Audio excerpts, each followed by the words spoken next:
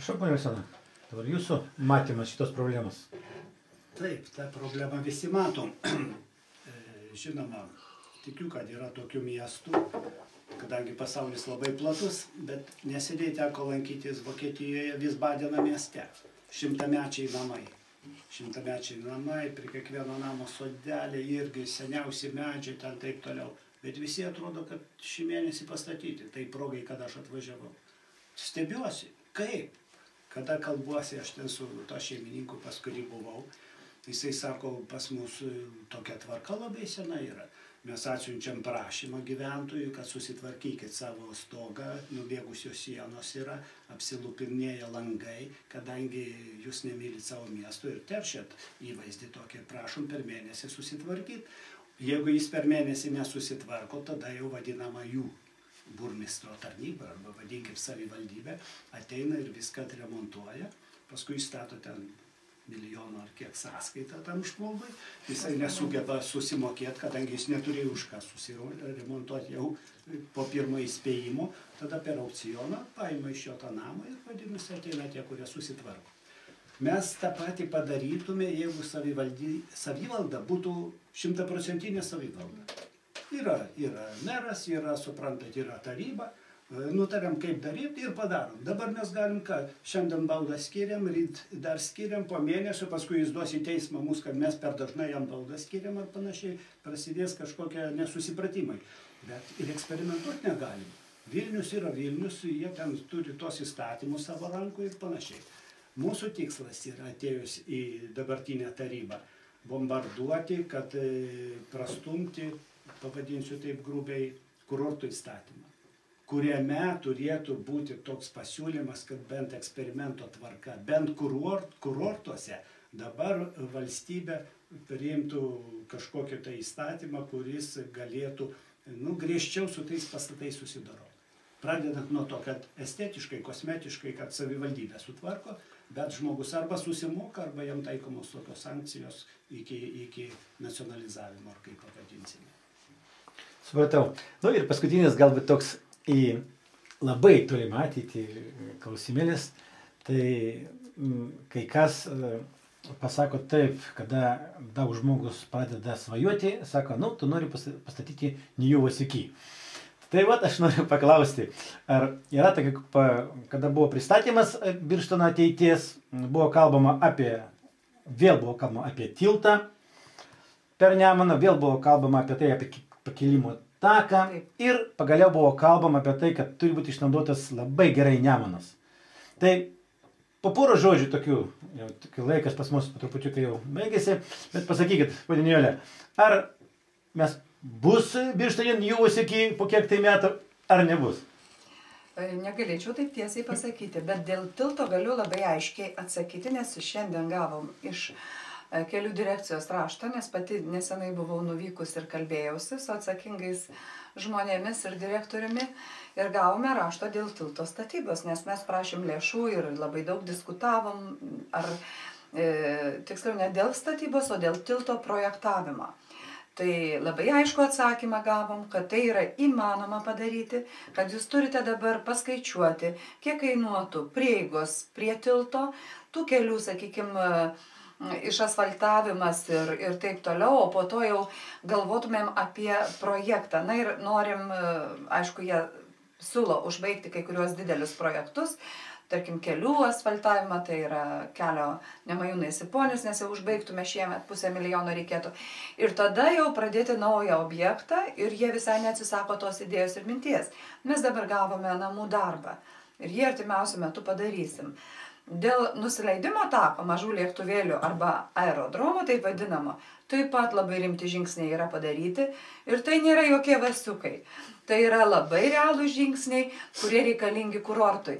Pas mus vyks 14 metais pasaulio sklandymo čempionatas, vyks tikriausiai karšto oro balionų pasaulio čempionatas. Tai tokie didžiuliai renginiai, kurie pritrauks į Birštoną labai daug žmonių.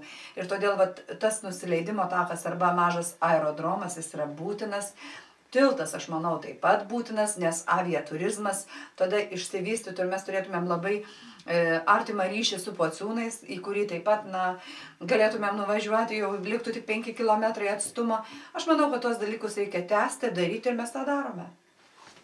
Pone Vytautai, kaip jūs manot, ar tiltas arba pakilimo takas tikrai Birštonui reikalingas, ar čia tik yra tokios neišpildomos vizijos? Nors ponė Julija sako, kad jau žingsniai padaryti taip, kad jie būtų.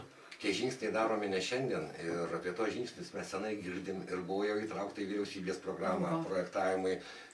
Toliau kažkaip iškrito, klausimas labai jau senai tilto. Ir jisai liktai kaip jau pasidarė kaip ir vizija. Bus, nebus, neaišku. Ar jo tikrai reikia, čia reikia labai gerai apsispręstas. Skaitau, kad yra tokie dalykai, kuriuos galima greičiau ir realiai daryti. Tai Birštonas turi be visų gamtos grožybių ir išteklių, mineralinį vandenį, purvą. Mes turim Nemuną. Mes esam Nemuno kilpoje ir tas Nemunas šiandien pas mus jisai numiręs, galime sakyti.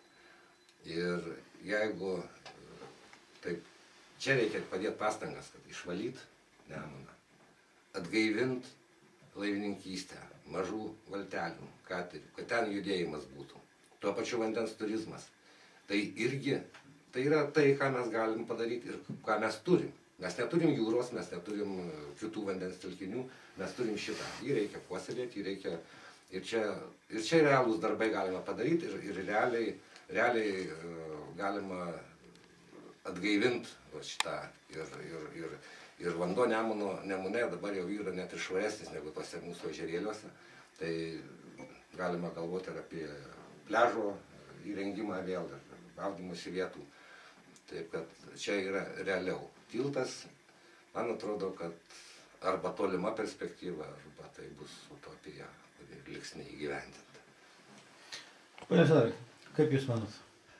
Aš būčiau už tai, todėl kad visą, ką planuojam ir ką išmastė, ir ne vienas žmogus išmasto grupė žmonių ir viskas eitų į pliusą Birštonui.